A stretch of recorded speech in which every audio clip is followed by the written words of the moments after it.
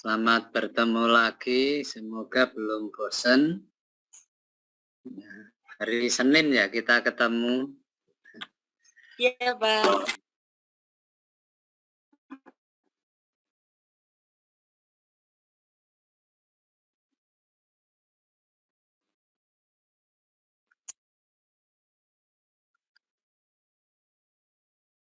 Baik, ini ada 6 dari 9 kurang 3. Kita mulai saja. Malam hari ini kita akan diskusi di mata kuliah analisis portofolio bisnis. Ya. Portofolio itu kalau diartikan gitu ya, arti katanya portofolio itu artinya nah, jadi kalau analisis portofolio bisnis itu berarti analisis sekumpulan bisnis gitu ya. Kalau investasi itu ada portofolio investasi. Nah, artinya investasinya dananya tidak ditanamkan pada satu jenis aset, tetapi pada beberapa jenis aset. Harapannya silang. Kalau yang satu rugi, yang lain untung gitu ya. Konsepnya Profesor Harry Markowitz. Nah, don't put the eggs in one basket. Jangan menaruh telur dalam satu keranjang. Kalau jatuh, pecah semua. Maka taruh telur dalam banyak keranjang, kalau jatuh ada keranjang yang lain. Itu dalam konteks investasi, khususnya investasi sekuritas, saham dan obligasi. Jadi sarannya kita tidak menanamkan dana ke satu saham, tetapi pada banyak saham, sehingga kalau yang satu turun, yang lain naik, dan demikian sebaliknya, sehingga fluktuasi return itu menjadi lebih landai, lebih smooth gitu. Kepastian return jadi lebih smooth. Nah, sekarang kita membahas analisis portofolio bisnis ini. Sebenarnya pemahamannya ya ada analoginya.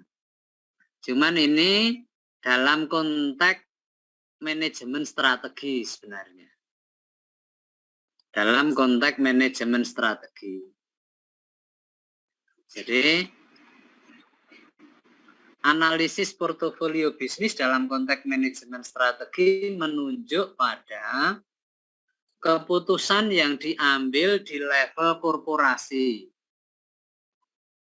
Waktu riset strategi kemarin, saya menjelaskan bahwa tingkatan strategi itu ada level korporasi, level bisnis, dan level fungsi. Nah, ini analisis portofolio bisnis itu menunjuk keputusan yang diambil di level korporasi. Di mana di level korporasi itu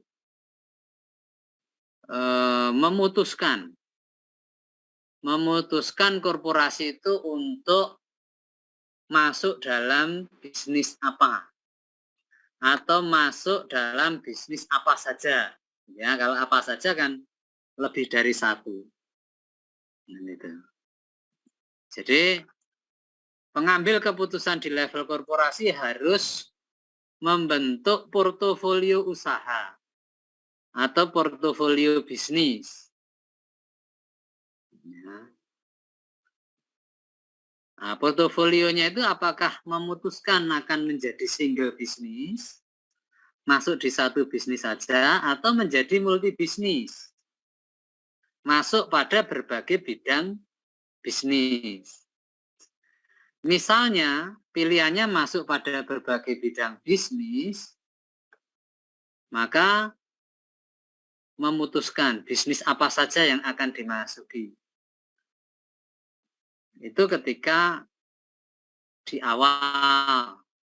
ketika korporasi ini sudah berjalan lama begitu, maka keputusan di level korporasi itu memikirkan, ya, membangun portofolio bisnis itu, memikirkan unit-unit bisnis yang sudah ada. Bisnisnya mau diapakan? Oh, bisnis 1 mau diapakan, bisnis 2 mau diapakan, ada yang mau ditutup, ada yang mau ekspansi, ada yang itu keputusannya di level korporasi. Ini termasuk yang dimaksud dengan membangun portofolio bisnis tadi, meskipun sudah berjalan kan di portofolio bisnisnya. Oh, yang ini sudah nggak profitable lagi, mau ditutup. Oh, yang ini baru tumbuh, mau expand, misalnya kan gitu. Termasuk meskipun sudah berjalan, tidak menutup kemungkinan untuk membuka unit bisnis yang baru. Gitu. Jadi memikirkan itu. Nah, di level korporasi itu, dalam implementasi, dalam penerapan, dalam praktek, banyak pilihan strateginya. Maka para pengambil keputusan di level korporasi harus bisa memilih pilihan strategi yang tepat. Nah, untuk bisa memilih, tentu kan harus melakukan analisis terhadap semua unit bisnis yang dimiliki. Nah, kalau unit bisnisnya banyak gitu ya, Salim Group gitu kan, unit bisnisnya banyak sekali, masuk di berbagai bidang. Pengambil keputusan tidak punya waktu banyak untuk menganalisis satu persatu secara detail. Pengambil keputusan ingin ada indikator yang dia bisa melihat secara cepat dan bisa mengambil keputusan secara cepat. Dan itu. Maka perlu yang namanya instrumen analisis atau tool, kemarin disebut tool. Ya. Instrumen analisisnya ini ada banyak sekali instrumen analisis yang bisa membantu formulasi strategi di level korporasi. Di level bisnis juga ada toolnya sendiri untuk membantu formulasi. Di level fungsi juga ada toolnya tersendiri untuk membantu formulasi strategi di setiap level. Tapi kalau kita ngomongnya ini mata kuliahnya judulnya analisis portofolio bisnis, sebenarnya yang dibahas adalah tool yang digunakan untuk membantu memilih strategi di level korporasi. Gitu. Nah, nanti fokus mata kuliah ini lebih banyak membahas instrumen atau tool itu. Instrumen analisis itu. Yang kemarin juga sudah saya singgung. Ada tahap input, ada tahap pencocokan atau tahap analisis, dan ada tahap pengambilan keputusan. Input stage, matching stage, dan decision stage. Nah, kita lebih ke memahami itu dalam proses tadi. Kemudian kemarin juga sempat saya singgung, manajemen strategi itu prosesnya ada 3 tahap. Tahap formulasi, tahap implementasi, dan tahap evaluasi. Nah, tahap formulasi kita membahas instrumen-instrumen itu. Tahap implementasi berarti kita membahas pilihan strateginya. Pilihan strategi di level korporasi itu apa saja, Tom? Oh, misalnya ada strategi diversifikasi. Kapan strategi diversifikasi itu sebaiknya digunakan? Apa tuh diversifikasi itu? Dan seterusnya kita akan perlu mengenal. Dan mungkin melihat case, melihat praktek, bagaimana efektivitas strategi diversifikasi itu dalam implementasi. Berdasarkan pengalaman mereka yang mengimplementasikan. Misalnya itu hanya satu contoh, kan pilihannya banyak. Kalau menurut Robinson itu pilihan strategi di level korporasi mereka sebut Pearce dan Robinson ya. Sebagai grand strategi itu ada 10 strategi. Kalau menurut Thomson dan Strickland itu ada 7 pilihan strategi. Menurut yang lain ada banyak lagi kan hanya pengklasifikasian dan soal penamaan. Tetapi pada esensinya mereka bicara hal yang sama, pilihan-pilihan strategi yang diimplementasikan di level korporasi. Itu kira-kira yang akan kita diskusikan ke depan. Nanti teman-teman banyak praktek mencoba formulasikan strategi mulai tahap input, cocokan dan tahap pengambilan keputusan dengan contoh studi kasus gitu atau contoh data gitu, sehingga sama saja ini membuatkan strateginya strateginya harus bagaimana, atau misalnya mau menggunakan data di tempat kerja sendiri gitu, mau memformulasikan strateginya gitu, boleh. Itu nanti menggunakan tools atau instrumen yang kita diskusikan di mata kuliah ini. Setelah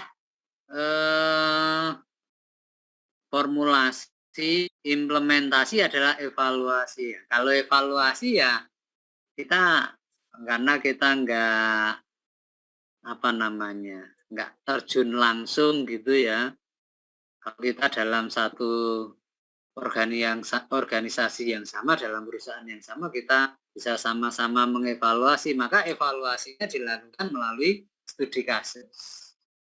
Studi kasus implementasi yang sudah dilakukan oleh perusahaan-perusahaan yang bisa yang ya digunakan sebagai contoh kalau dalam kuliah ini gitu. Itu kira-kira gambarannya.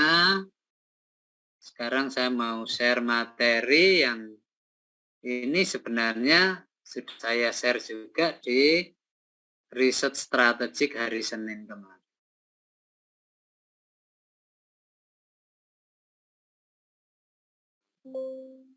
Bukan ini. Sorry.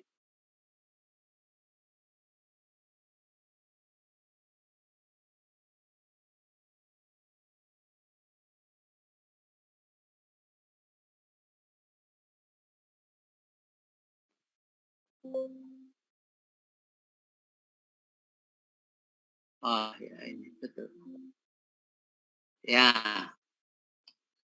Jadi posisi kita kalau membahas analisis portofolio bisnis, sebenarnya posisi kita ada di level korporasi. Maka fokus kita ada di corporate level strategi. Sekali lagi, kita banyak membicarakan tools yang membantu pengambil keputusan supaya bisa memilih strategi yang tepat di level korporasi. Ini definisi menyamakan persepsi saja. Apa itu strategi korporat? Saya lupa kemarin sudah saya singgung atau belum pengertian ini ya. Waktu di riset strategik. Jadi strategi yang menitik beratkan pada pertanyaan jangka panjang dan luas mengenai bisnis apa yang akan dimasuki oleh suatu organisasi dan apa yang diinginkan dalam bisnis tersebut. Jadi dari definisi ini kan jelas. Keputusan yang dibuat adalah keputusan mengenai bisnis apa yang akan dimasuki. Termasuk keputusan mengenai apakah akan masuk di satu bisnis atau akan masuk di banyak bisnis. Ini kan keputusan di level korporasi, di level perusahaan gitu ya, di level yang tertinggi. Posisi CEO, Chief Executive Officer, posisinya General Manager, atau posisinya para direktur ya, presiden direktur dan para direkturnya. Ini kan mengambil keputusan-keputusan strategi semacam itu, mau masuk bisnis apa, ada peluang baru mau masuk apa enggak, bisnis yang ada ini trennya sudah turun terus mau diapakan, dan seterusnya. Strateginya apa? Apakah mau putar haluan misalnya, atau mau divestasi saja, likuidasi saja. Misalnya ini kan keputusan-keputusan di level, bukan di level bisnis, bukan di level fungsi. Nah, jadi teman-teman harus bisa membedakan keputusan di level corporate, level bisnis, dan level fungsi. Kalau level bisnis itu kemarin sudah kita singgung, fokusnya pada bagaimana supaya bisnis saya ini eksis dalam industrinya. Nah, nanti kita lihat lagi. Pengertian yang kedua, ini juga yang ngutip, suatu cara bagaimana perusahaan menciptakan nilai melalui konfigurasi dan koordinasi dari aktivitas multipasarnya. Jadi multipasar karena ini korporasi itu selalu diidentikan dengan multi bisnis yang bisnis mengelola berbagai unit bisnis. Jadi ilustrasinya begini, kalau perguruan tinggi, kalau multi bisnis itu ya universitas, punya banyak fakultas. Kalau single bisnis itu STIE, ya, sekolah tinggi ilmu ekonomi misalnya, bukan sekolah tidak ijazah untuk, bukan ya. Sekolah tinggi tidak hanya STI, sekolah tinggi apa itu kan hanya punya satu fakultas, itu hanya punya satu bisnis. Kalau punya banyak fakultas, punya banyak bisnis kan gitu. Nah, pengertian ini lebih menunjuk bisnis karena mengatakan konfigurasi. Konfigurasi itu kan pasti dari rangkaian aktivitas dan koordinasi. Kalau cuman ya satu ya perlu koordinasi, tapi ini banyak bisnis yang perlu dikonsolidasikan, dikoordinasikan gitu. Tapi yang penting adalah di mana posisi keputusan itu dibuat. Ini jelas sekali di level manajemen puncak ya. Keputusan terkait memilih bisnis yang dimasuki, keputusan terkait dengan mau diapakan bisnis-bisnis yang sudah ada, keputusan untuk masuk di peluang yang baru dan seterusnya. Ini ilustrasi saja yang single bisnis misalnya Coca-Cola.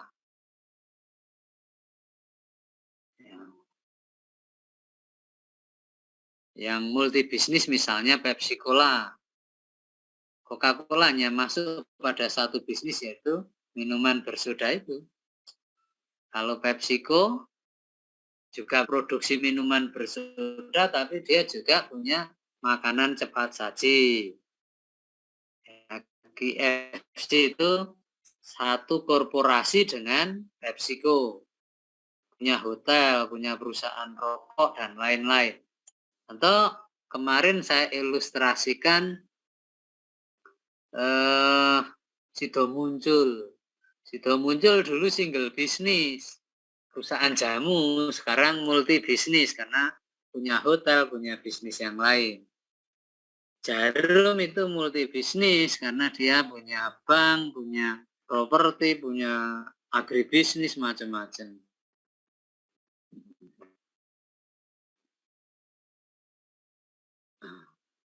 Contoh korporasi kemarin juga sudah saya tampilkan ya kayak seingat saya. Nah, jadi keputusan di level ini misalnya Indofood sebagai korporasi ya, dia punya unit bisnis CBP, Consumer Branded Product Group. Di divisi ini saja dia punya banyak perusahaan.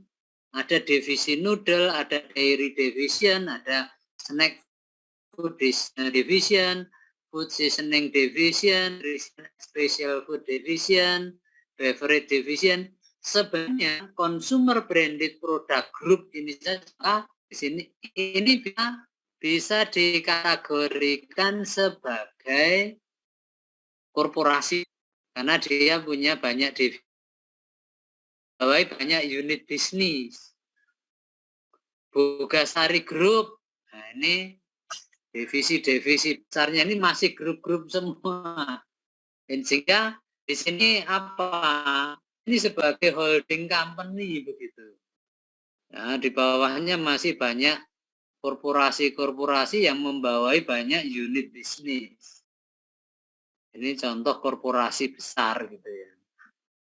Nah, kita level korporasi, analisis portofolio bisnis itu di Indofood ini memikirkan mau masuk di bidang bisnis apa saja. Atau di level consumer branded product group, noodle divisinya mau diapakan? Divisinya mau diapakan? Wah ini noodlenya ini sekarang sudah semakin kalah bersaing, misalnya mau satu tutup saja. Ini kan perlu analisis portofolio bisnis di sini. Ini gambaran saja. Ini contoh yang lain. Nah, ini portofolio bisnisnya Astra. Astra Internasional. Dia masuk di otomotif. Dia masuk di financial service. Dia masuk di alat berat. Dia masuk di agribisnis. Apa ini? Wood based industry. Dia juga masuk di information technology. Dia masuk di bisnis yang lain bisnis. Otomotif ini sebenarnya divisinya Astra Internasional, tetapi di otomotif grupnya Astra ini juga bisa disebut sebagai korporasi karena apa? Bawahnya ada banyak sekali unit bisnis, yaitu PT Toyota Astra Motor, ada PT Astra Daihatsu Motor, PT Astra Diesel Indonesia, PT Gaya Motor, PT Astra Finance Motor, dan seterusnya. Di mana ini unit bisnis terpisah. Unit bisnis terpisah. Meskipun dalam industri yang sama. Ya, ini dalam industri yang sama. Tapi ini bersaing ini. Satu sama lain ini bersaing. Nah, ini contoh yang lebih besar lagi. Ini Astra ini berapa perusahaan? 50 perusahaan lebih. Di bawah Astra sebagai korporasi besar, sebagai holding company. Nah, keputusannya di level ini. Astra mau masuk bisnis apa saja. Bisnis yang sudah makan. Dan gitu. Itu analisis portofolio bisnis.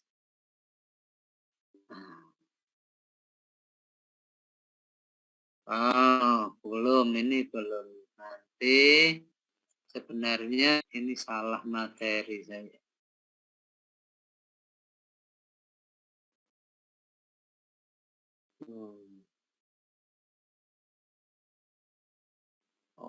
Salah materi.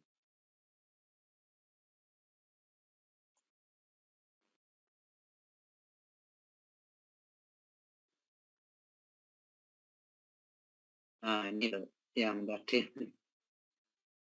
mau saya ambilkan.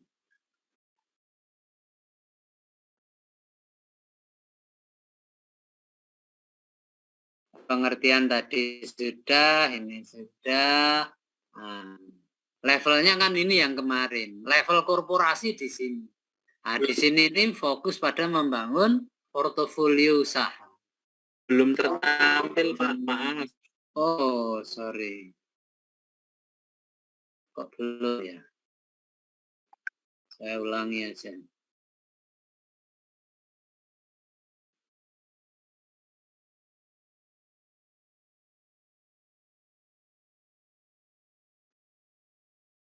Sudah?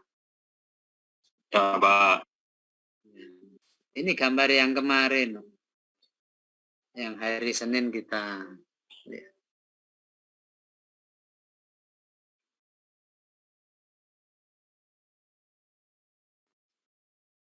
Ya, cuma posisi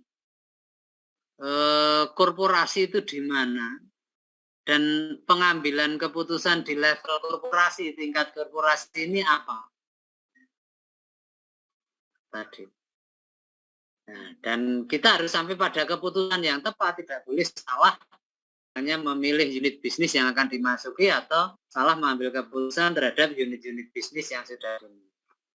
Nah, di level bisnis itu level di bawahnya tingkat bisnis ini, misalnya ini hanya contoh, misalnya korporasinya masuk pada 3 bidang bisnis. Setiap bisnis ini sekali lagi hidup dalam industrinya.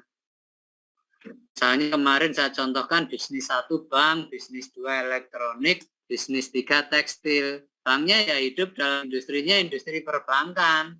Harus berhadapan dengan bank-bank lain dari korporasi yang lain, sehingga bagaimana supaya bangsa tetap eksis, bagaimana posisinya bisa diperbaiki, atau bahkan bagaimana supaya unggul dalam industrinya, maka fokus pada bagaimana membangun daya saing pada produk dan pasar tertentu tergantung bisnis.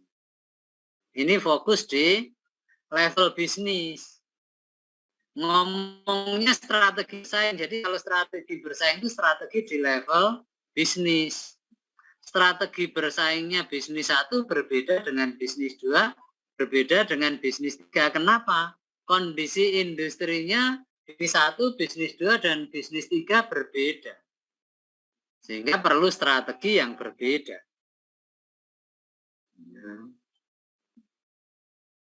Kemudian setiap bisnis didukung oleh fungsi, ini tingkat fungsi. Fungsi misalnya development dan seterusnya. Marketing, keuangan, dan akuntansi. Nah, setiap fungsi ini punya instrumen sendiri-sendiri. Hanya fungsi pemasaran, mau menghitung potensi pasar kan ada alatnya. Mau menghitung pangsa pasar ada alatnya. Mau menghitung pertumbuhan pasar ada alatnya. Fungsi keuangan, mau menghitung kelayakan investasi ada alatnya. Mau membuat struktur modal ada instrumennya. Kalau di sini di level bisnis instrumennya tadi saya singgung analisis industri, antara lain setiap bisnis hidup dalam industrinya. Ya, mempertimbangkan kekuatan-kekuatan yang ada dalam industri. Misalnya konsepnya Michael Porter, 5 force, 5 kekuatan yang harus dipertimbangkan ketika kita akan mendesain strategi kita di level bisnis. Itu instrumen. Jadi instrumen analisis. Ada value chain analisis. Ada strategi generiknya Michael Porter dan seterusnya. Di level bisnis ini kalau versinya Michael Porter kita mengenal 3 strategi generik. Ada leadership, diferensiasi, dan fokus. Itu level bisnis. Kalau level korporasi kan tadi misalnya diversifikasi, konsentrasi, ya, dan lain-lain. Nah, diversifikasi pilihannya macam-macam, konsentrasi pilihannya macam-macam. Nah, posisi kita di sini yang mau membangun portofolio bisnis butuh instrumen analisis, gitu. Nah, ini juga kemarin sudah saya tampilkan. Ya. Di level korporasi fokus analisisnya adalah pada bagaimana membangun portofolio bisnis. Instrumennya ya analisis portofolio bisnis, sama dengan nama mata kuliah kita ini. Ya. Jadi sebenarnya analisis portofolio bisnis ini masih meliputi dikaitkan dengan proses manajemen strategi, meliputi tahap formulasi, tahap implementasi, dan tahap evaluasi. Kalau level divisi atau level SBU atau level bisnis, fokusnya pada bagaimana membangun daya saing, instrumennya adalah analisis industri dan antara lain ya, dan strategi generiknya Michael Porter. Di level fungsi, fokusnya adalah produktivitas sumber daya yang ada pada masing-masing fungsi dalam rangka mendukung bisnisnya masing-masing. Nah, instrumen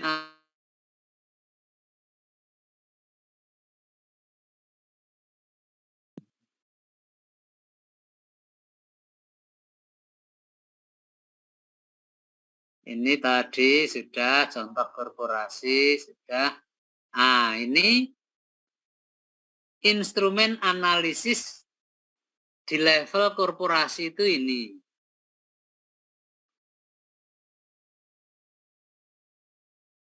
Nah, instrumen ini digunakan untuk membantu memformulasikan strategi. Membantu merumuskan strategi di level korporasi. Ya, ini saya kutip dari bukunya Fred David. Dikelompokkan menjadi 3 bagian. Ada tahap input atau tahap pengumpulan data, ada tahap pencocokan atau tahap analisis, ada tahap pengambilan keputusan. Apakah instrumennya hanya ini? Tidak. Masih banyak yang lain. Ini yang umum dibahas saja. Bahkan banyak kalau perusahaan konsultan yang besar-besar itu punya instrumen semacam ini, punya softwarenya. Gitu. Tahap input atau tahap pengumpulan data, mungkin pernah mendengar istilah-istilah ini. Ada external evaluation atau metric, bentuknya metric.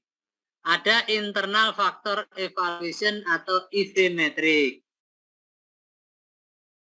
profil metric. Nah, eksternal faktor mengevaluasi faktor eksternal. Metrik ini untuk menggambarkan profil lingkungan internal untuk keperluan analisis nantinya, sehingga bisa mengambil keputusan dalam memformulasi strategi. Internal faktor sama, memprofilkan kondisi lingkungan internal korporasi yang sedang kita analisis. Kompetitif profil metrik ya, menggambarkan profil perusahaan relatif terhadap pesaing terdekatnya paling tidak. Jadi ini membandingkan posisi perusahaan dengan parameternya. Ini baru tahap pengumpulan data, kemudian dianalisis di tahap analisis ini. Menggunakan metrik juga, semua bentuknya metrik. Yang pertama SWOT ini paling populer. Ya, menganalisis SWOT. Ini baru tahap analisis, sebenarnya belum tahap pengambilan keputusan. Ada space metric, strategic position and action evaluation. Ada BCG metric, ini juga cukup populer. Boston Consulting Group, ada internal external metric, ada Grand Strategy metric, ada General Electric metric. Kemudian tahap pengambilan keputusan antara lain ada USPM metric, kuantitatif strategi plan metric. Kemudian itu kan tools, ini kan sekali lagi tool, analisis portofolio bisnis itu menggunakan tools ini. Nah, dikaitkan dengan proses manajemen strategi, ya, yang dimana proses ini menggambarkan bagaimana sih keputusan strategi itu dibuat, ya. Berarti ini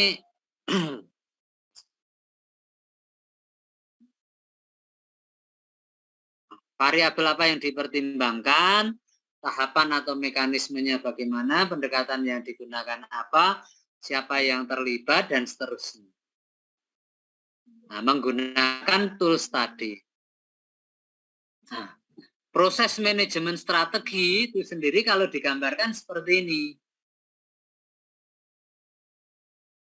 Ini saya kutip dari bukunya Thompson dan Strickland. Ya, The 5 Tasks of Strategic Management.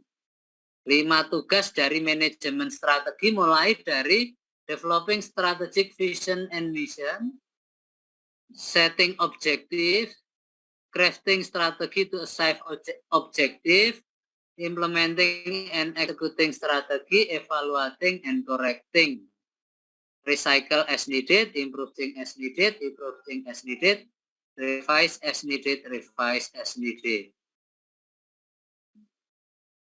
Nah, tahap 1, 2, 3 adalah tahap formasi, tahap perumusan, tahap pengambilan keputusan. Kita memutuskan visi, misi, tujuan, dan strategi. Setelah diputuskan, diimplementasikan, dieksekusi. Setelah dieksekusi, dievaluasi. Kembali ke proses awal, ini ongoing proses. Proses yang berkesinambungan, proses yang tidak pernah terputus gitu ya.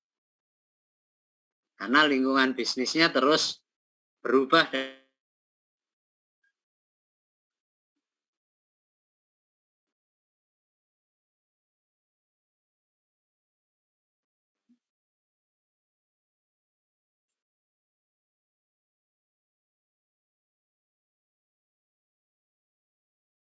Oke, proses manajemen strategi itu sebenarnya juga bisa digambarkan seperti ini. Strategi explain and reactive to changing circumstance. Jadi strategi itu sebagai sebuah perencanaan dan tindakan penyesuaian terhadap lingkaran perubahan. Ibaratnya setengah lingkarannya itu adalah perencanaan, setengah lingkarannya adalah tindakan penyesuaian, beradaptasi dengan perubahan. Aktual strategi penggabungan keduanya, kira-kira begitu. Nah, ini kita merumuskan di level korporasi, level bisnis, dan level fungsi. Tapi fokus kita di level korporasi. Supaya bisa merumuskan perlu alat bantu. Alat bantunya ya tadi itu. Nah, prosesnya ongoing. Kenapa ongoing ya? Karena bicara strategi itu integrated. Ngomongnya menyeluruh, ngomongnya the whole system gitu ya. CEO itu kan memikirkan semuanya. Organisasi secara keseluruhan. Difokus pada keputusan yang benar-benar strategis ya tadi seperti menyangkut keputusan mengenai visi, mengenai tujuan jangka panjang, mengenai strategi utama gitu ya. Kemudian tidak dikerjakan secara terisolasi, sepotong-sepotong, gitu ya, saling terkait satu lintas departemen, lintas fungsi. Kemudian kenapa ongoing? Alasannya ya ini, change doesn't happen in predictable way. Perubahan terjadi dengan cara yang tidak pernah bisa diprediksikan. Revise as needed, improve, change as needed. Jadi kadang-kadang ketika membuat perencanaan itu butuh waktu lama, butuh biaya lama, tetapi kemudian lingkungan sudah berubah sedemikian rupa sehingga yang direncanakan itu sudah tidak efektif lagi. Maka tantangannya adalah bagaimana formulasi dilakukan dengan baik, tetapi tidak membuat organisasi menjadi lambat oleh perubahan lingkungan. Nah, dengan dukungan teknologi mungkin. Ya, sekarang orang baru bicara di mana-mana bicara artificial intelligence, gitu ya, yang sangat membantu pengambil keputusan kalau didukung dengan database yang baik. Kemudian trial and error, sebagus apapun perencanaan yang kita buat itu tetap sifatnya adalah trial and error. sehingga ongoing gitu. Ini cuman mau memberi penegasan kenapa prosesnya tadi ini loh, recycle as needed, improve change as needed, improve change as needed, revise as needed, revise as needed. Proses manajemen strategi kalau mau digambarkan secara rinci seperti ini.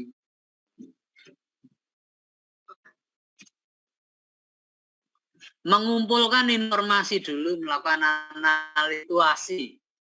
analisis lingkungan, ya, lingkungan eksternal, ya, lingkungan internal tadi, maka memetakan kondisi lingkungan eksternal dengan EV metrik, memetakan lingkungan internal dengan EV metrik, memetakan lingkungan pesaing dengan kompetitif profil metrik dan terus. Nah, itu sebagai dasar membuat formulasi, merumuskan, mengembangkan rencana jangka panjang, visi, ya ini visinya belum ketulis, visi misi gitu ya biasanya nyambung, visi misi tujuan, ya tujuan itu strategi, tujuan ini penjelasan, tujuan itu hasil yang ingin dicapai, strategi itu cara untuk meraih visi dan tujuan, gitu. Kemudian kebijakan itu panduan untuk pengambilan keputusan. Kemudian tahap implementasi ada program kerja, kan pelaksanaan, diterapkan keputusan di sini di level di tahap formulasi ini diterapkan. Didukung dengan program kerja. Program kerja itu isi aktivitas yang harus dijalankan. Kumpulan aktivitas. Aktivitas bisa jalan kalau diberi anggaran, biaya dari program. Dalam pelaksanaannya perlu ada prosedurnya, urutan-urutan dalam kegiatan, ada SOP-nya. Nah, evaluasinya dengan melihat kinerjanya gimana. Kinerja aktualnya seperti yang diharapkan, yang ditetapkan di target awal dalam tahap formulasi. Dalam pelaksanaan ada penyimpangan atau tidak. Ini semuanya revise as needed. Kembali ke proses-proses awal. Revise as needed.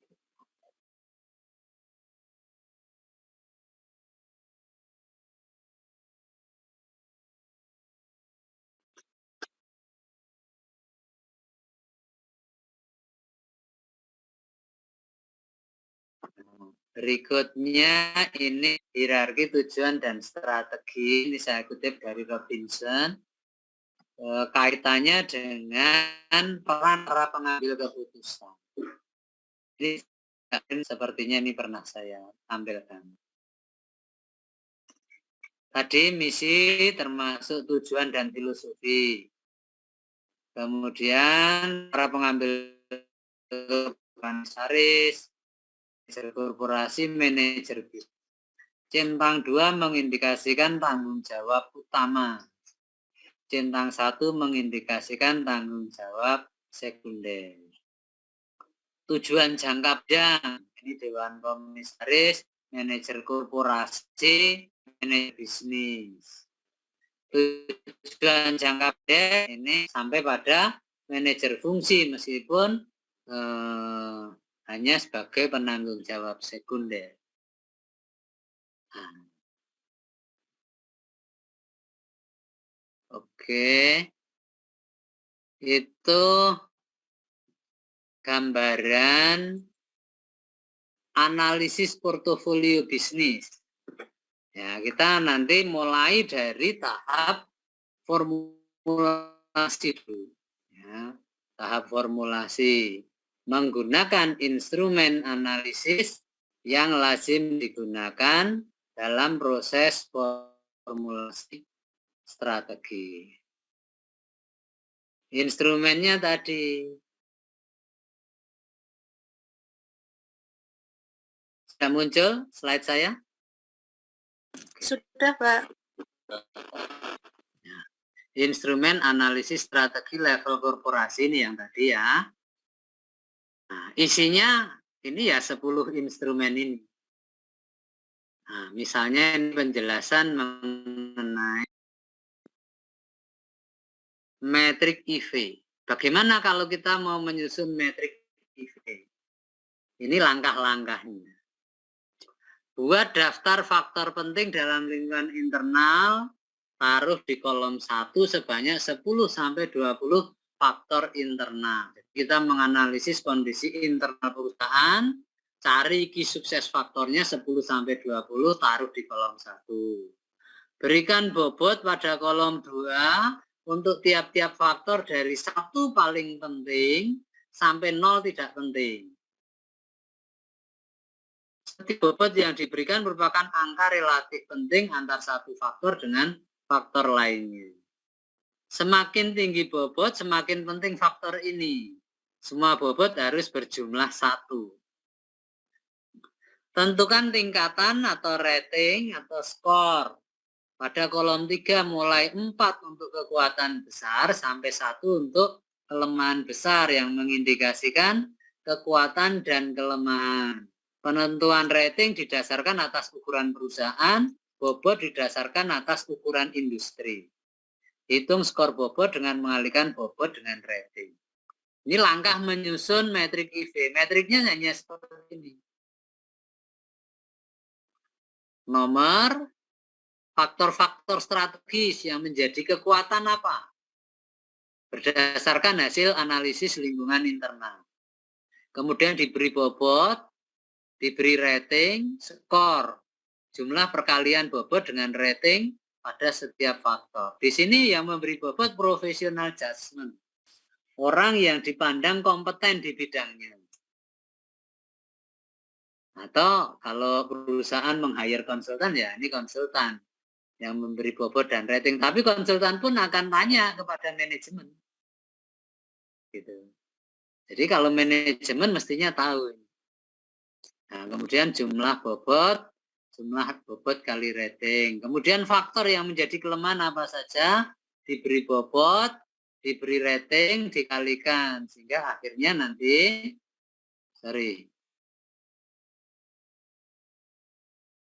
jumlah bobot kali rating kelemahan. Ini metrik EV. Ini langkah membuat metrik EV. Ini contoh metrik EV-nya. Ya, kemudian ini contoh kompetitif profil metrik. Ini contoh kompetitif metrik dalam praktek. Ya, contoh. Nah, itu tahap input.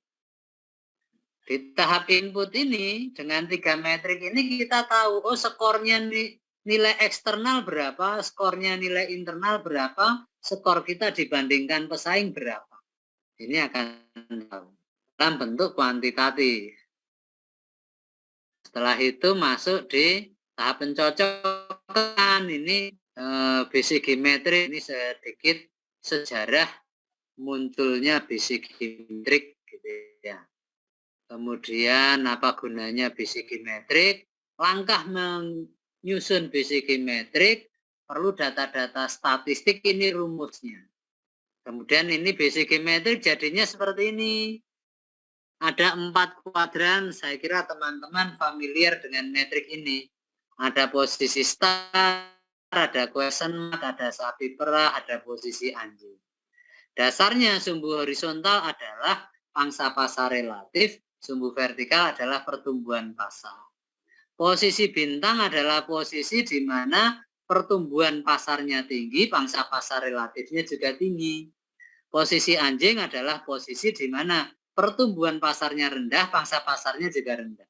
Kita akan memposisikan unit-unit bisnis yang ada dalam sebuah korporasi untuk kalau sudah tahu posisinya, apa strateginya di setiap posisi, pilihan strategi.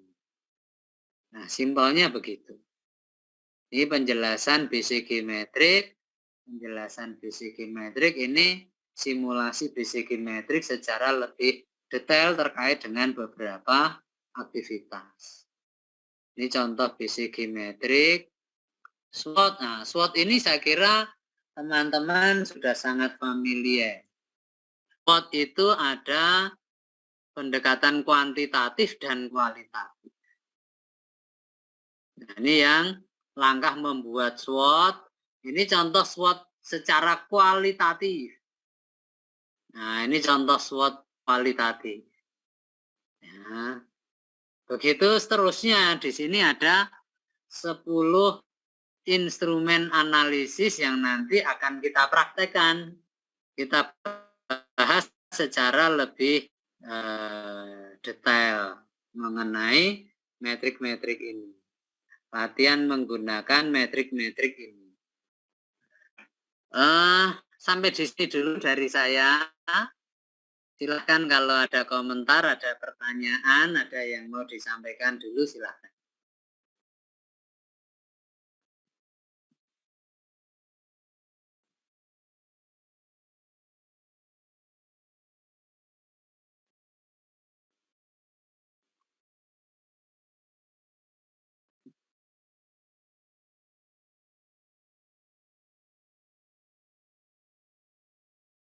Ada pertanyaan?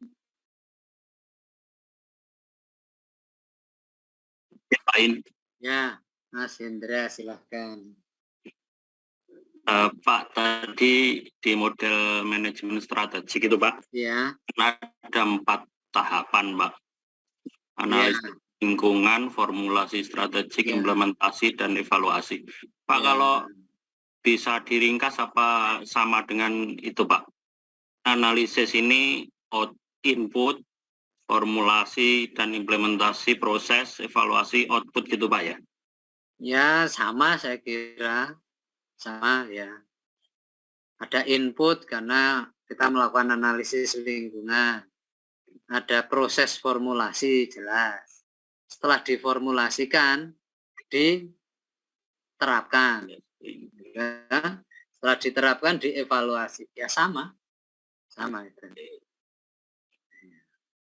Sebenarnya 3 tahap. Formulasi, implementasi, dan evaluasi.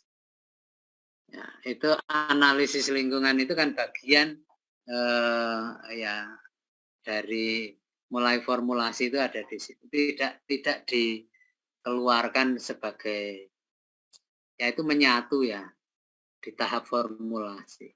Ya. Itu kan sebenarnya hanya konsep berpikirnya begitu. Bahwa karena ini penting, strategik itu kan menyangkut eksistensi, menyangkut hidup mati, menyangkut masa depan organisasi. Maka keputusannya nggak sembarangan, nggak boleh salah. Maka formulasinya ya sungguh-sungguh menganalisis semua variabel yang bisa mempengaruhi keputusan itu dianalisis. Gitu. Dan kita mulai dari keputusan-keputusan mendasar, misalnya menentukan visi. Jadi pertama kali harus ada visi yang akan menjadi kiblat, menjadi pedoman, menjadi guidance. Kemana kita akan melangkah itu kan visinya. Visi, kemudian tujuan. Tujuannya apa? Ini akan menjadi pedoman. Kemudian strategi itu kan apa langkah yang akan kita lakukan untuk mencapai visi dan tujuan. Yang ingin dicapai itu visi dan tujuan. Kadang orang menyebut mencapai visi, misi, dan tujuan. Kalau misi itu enggak untuk dicapai, karena visi itu bicara depan, cita-cita yang ingin dicapai, visi itu dikonkretkan dan misi. Kalau visi bicara jauh ke depan, misi bicara sekarang. Apa yang akan saya lakukan supaya saya bisa mencapai visi saya. Gitu. Jadi yang mau dicapai visinya, bukan misinya. Ya. Kalau misi itu yang harus dilakukan itu misi. Gitu ya. Misalnya PT Konimek punya visi ikut menyehatkan bangsa. Wah, bagus visinya. Itu misinya apa? Nah, misinya ya melakukan sesuatu supaya bisa berpartisipasi menyehatkan bangsa. Melakukan sesuatunya melakukan apa? Mendirikan pabrik obat. Mendirikan pabrik obat dengan memproduksi obat-obatan, maka nanti bisa berpartisipasi menyehatkan bangsa. Tujuannya apa? Kalau tujuan itu ukuran kinerja harus terukur dan memiliki batas waktu pencapaian. Misalnya tujuannya menguasai pangsa pasar obat sebesar 20% dalam 5 tahun pertama. Ini kan terukur, memiliki batas waktu pencapaian, harus menantang juga. Kalau tujuan terlalu mudah dicapai, orang tidak termotivasi. Tetapi sebaliknya, kalau tujuan terlalu capek orang gitu. Jadi tujuan itu mau dicapai. Nah, untuk mencapai visi dan tujuan dibutuhkan strategi. Strategi supaya bisa jalan didukung dengan program kerja. Program kerja isinya aktivitas, jalan perlu anggaran. Perlu ada SOP, mana yang akan dikerjakan terlebih dahulu dan seterusnya. Setelah itu semua dievaluasi. Strateginya jalan efektif atau tidak. Tercapai atau tidak. Dalam pelaksanaan terjadi penyimpangan atau tidak. Kembali ke proses awal. Oh, tidak terkerjanya. Mungkin tujuannya yang terlalu tinggi. Enggak, tujuannya enggak terlalu tinggi. Mungkin strateginya yang tidak tepat. Strateginya sudah tepat, sudah baik. Mungkin orang yang menjalankan yang tidak kompeten. Mungkin orangnya kompeten, tetapi support sistemnya enggak ada. Kan begitu. Maka revise as needed, improve change as needed, improve change as needed. Recycle ke proses-proses awal. Gambarannya begitu, itu dalam proses formulasi lah. Yang kita formulasikan itu levelnya mulai level korporasi sampai level fungsi, level korporasi, level bisnis, level fungsi. Kalau kita bicara analisis portofolio bisnis, kita bicara proses manajemen strategi di level korporasi. Ya, formulasinya di level korporasi, implementasinya di level korporasi, evaluasinya juga di level korporasi. Begitu, ada yang lain? Komentar, pertanyaan atau pengalaman mau disampaikan? Silahkan. Ini terkait dengan rencana penelitian saya juga, Pak. Oke. Boleh ya, Pak? Boleh. Ini baru setelah tadi mendengarkan penjelasan dari Pak Indarto tadi, saya mulai agak mengerucut nih, kira-kira saya mau meneliti apa. Ternyata kok kayaknya lebih tadi di level manajemen strategik, level korporasi. Yang ingin saya angkat itu kan sebenarnya tentang pemilihan waralaba, faktor-faktor waralaba bisa diimplementasikan kepada investor-investor yang kira-kira memilih waralaba itu yang efek bagaimana. Nah, yang mau saya tanyakan, kalau misal saya arahnya ke situ, peneliti itu bisa nggak Pak dibawa ke penelitian kualitatif? Bisa. Kualitatif bisa, kuantitatif bisa. Kalau kualitatif ya, nah kan berarti penelitiannya Mas Dimas ini fenomenologi. Ambil fenomenologi misalnya. Ambil saja waralaba yang apa ya? Yang misalnya waralaba yang begitu Pak ya, maksudnya viral terus kemudian dia tenggelam. Itu sehingga kita bisa analisa ke situ ya. Itu menarik. Artinya ada sesuatu yang menggelitik untuk diteliti. Nah, gitu ya. Ini startup lah katakanlah. Habis melambung kok tiba hilang, misalnya gitu. Nah, itu menarik. Menarik itu diteliti. Nah, pilih misalnya ada beberapa waralaba yang begitu. Wawancari investornya, diwawancarai misalnya yang menjadi waralaba itu, diwawancarai nanti konsumennya waralaba itu, diwawancarai orang yang ahli tentang waralaba, kan gitu. Kemudian tidak hanya wawancara kan, indep itu observasi juga, diobservasi. Timbul tenggelam, tapi jangan yang mati. Gitu. Mati observasinya susah gitu. Jadi pengamatan, harus ada pengamatannya. Oh, hasil wawancaranya ngomong gini, setelah ada fakta-fakta begini dicocokkan hasil wawancara dan hasil pengamatan. Dicocokkan data kok seperti ini.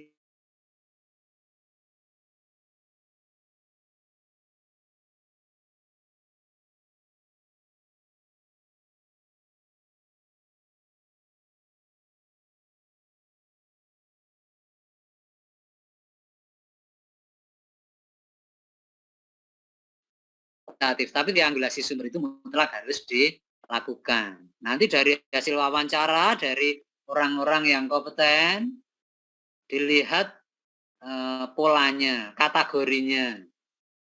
Reduksi data, dilihat kategorinya, dilihat polanya.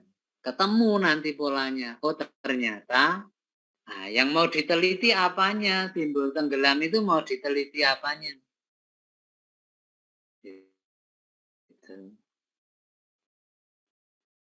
Atau misalnya waralaba yang sukses luar biasa, dilihat strategi suksesnya misalnya. Atau apa, saya enggak bisa, secara kualitatif bisa, secara kuantitatif juga bisa. Kalau secara kuantitatif berarti sampelnya adalah investor-investor waralaba itu kan banyak. Cukup juga kalau mau dianalisis secara kuantitatif. Gitu. Nah, terserah itu mana yang lebih menarik, ya, lebih disukai. Ini soal menulis, kalau suka itu kan menulisnya dengan senang. Tapi kalau yang ditulis enggak disukai kan jadi beban. Gitu. Iya Pak. Terima kasih Pak. Oke, adakah yang lain?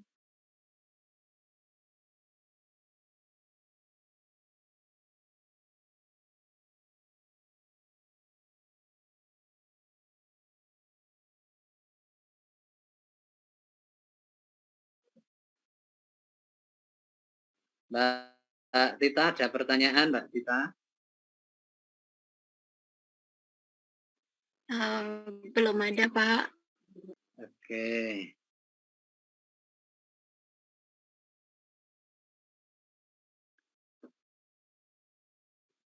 Baik, kalau belum ada, saya tampilkan. Bertanya boleh Pak? Oh boleh. Ini Mbak, kan saya kayaknya kecenderungannya ke mengenai keuangan ya Pak ya. Itu kalau di level strategi korporasi itu keuangan itu biasanya meneliti apa Pak ya? Karena sampai saat ini saya masih belum ada gambaran untuk mengenai variabel apa yang akan diambil gitu Pak. Makasih Pak. Oke. Jadi kalau di level korporasi ya sekali lagi yang diteliti ya keputusan-keputusan di level korporasi. Misalnya banyak perusahaan mengambil keputusan untuk merger. Banyak perusahaan mengakuisisi perusahaan yang lain. Merger dan akuisisi ini adalah banyak diteliti di bidang keuangan, tetapi sebenarnya itu penelitian strategis di level korporasi. Banyak penelitian yang menggabungkan keuangan dan korporasi. Ini misalnya meneliti merger dan akuisisi ini. Salah satu contoh. Ya, nanti cari jurnalnya mengenai merger dan akuisisi banyak sekali. Atau financial distress. Financial distress ini juga keputusan di level korporasi. Karena di level korporasi itu memutuskan apakah suatu unit bisnis ini sebaiknya terus atau sebaiknya stop. Gitu. Berdasarkan ya analisisnya, analisis portofolio bisnis yang dilakukan. Gitu. Banyak.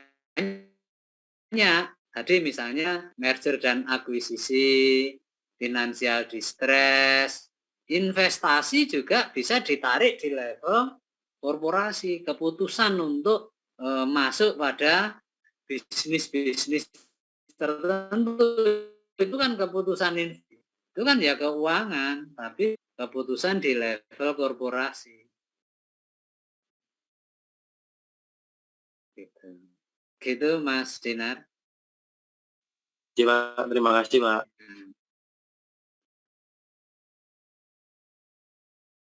Kalau di level bisnis banyak lagi. Level banyak gitu. Idealnya di level korporasi dan di level bisnis, jangan di level fungsi. Karena kalau di level fungsi itu teknis banget. Gitu. Idealnya. Meskipun ya boleh-boleh saja gitu. Oke, ada pertanyaan yang lain?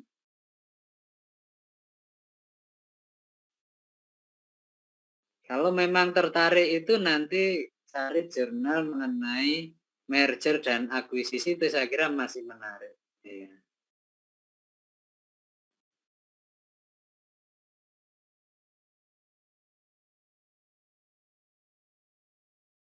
Baik, kalau tidak saya mau tampilkan slide yang tadi sebentar lagi. Nah, ini ada banyak, nanti kita bahas satu persatu ini. Kita fokus di sini, tapi sebelum membahas instrumen ini, yang tahap input itu simple. Tahap input, metrik, EV metrik, dan kompetitif profil metrik. Nah, ada tugas untuk teman-teman. Tugasnya dibuat individu saja deh, nggak sulit berkoordinasi dengan teman. Ya, jadi mencoba membuat metrik EV, metrik IV, dan kompetitif profil metrik dengan data di tempat kerja masing-masing. Atau kalau di tempat kerja kesulitan ya boleh juga menganalisis di satu korporasi tertentu. Ya, membuat ini nanti bentuknya sudah jadi metrik. Sudah jadi metrik ada isinya. Ada isinya. Ini kan belum ada isinya, ini kan metrik kosong. Gitu. Nah, minggu depan sebagai bahan diskusi. Dibuatnya dalam bentuk PowerPoint saja. Sebagai bahan diskusi minggu depan. Tahap input dulu saja. Nanti tahap analisis kita bahas juga. Ya, dengan data panjenengan, nanti juga dengan data dari saya. Gitu.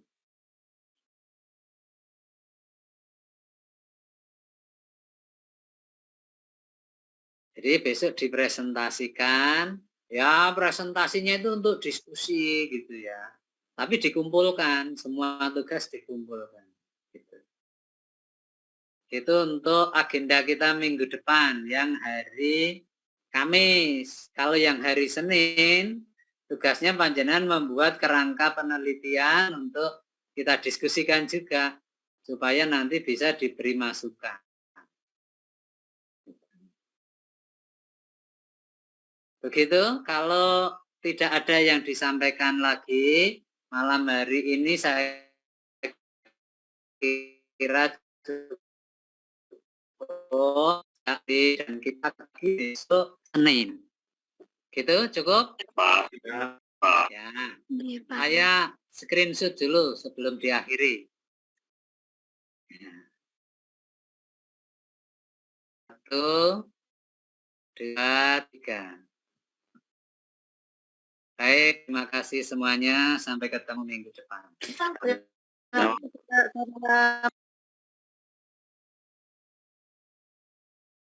Halo.